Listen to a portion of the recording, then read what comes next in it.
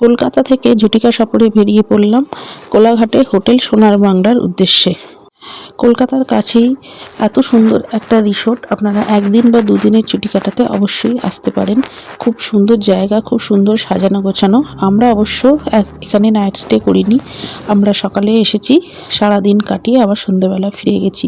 রূপনারায়ণ নদীর পাশে এত সুন্দর ভিউ পয়েন্ট, মানে দেখলে মন মুগ্ধ হয়ে যাবে।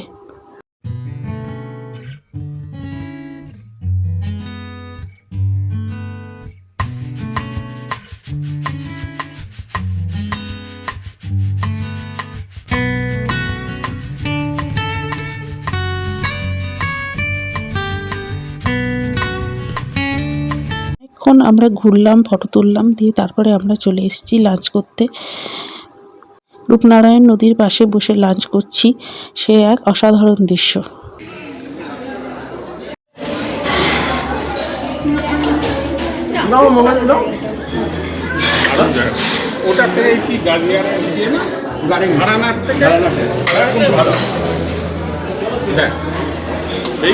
তো লাঞ্চ করার পর আমরা এখানে সবাই বসে গল্প করছি। এত সুন্দর জায়গা, বাড়ি যেতে মন চাইছেই না।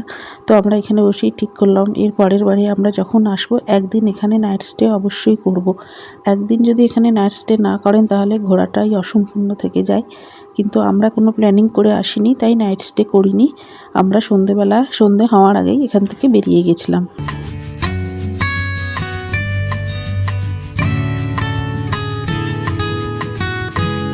প্রায় সন্ধ্যা হয়ে এসেছে, আমরা রূপনারায়ণ নদীর ধারে পাশে বসে সবাই গল্প করছি।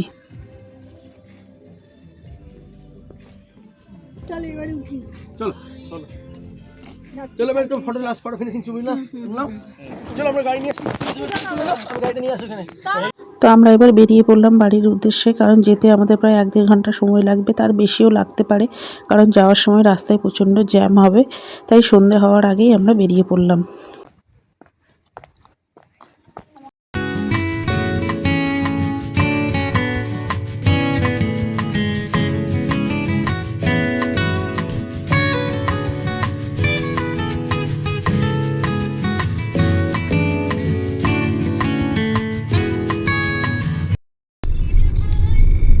ভালো কেটে গেল। তো আমরা এখন যাচ্ছি রূপনারায়ণ নদীর পাশ দিয়ে, কি অসাধারণ দৃশ্য। তো আজকে আমার এই ছোট্ট মিনি ব্লগটা আপনাদের কেমন লাগলো অবশ্যই কমেন্ট বক্সে লিখে জানাবেন।